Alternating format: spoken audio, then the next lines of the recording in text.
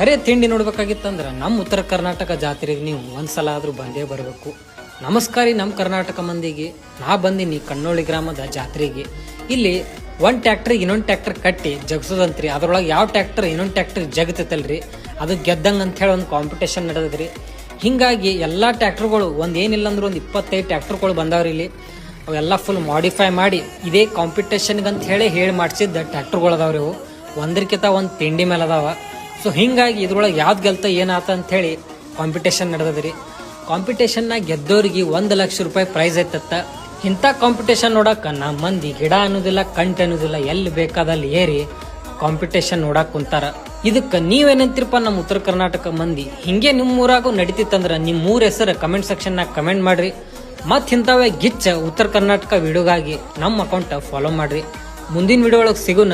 Bye guys.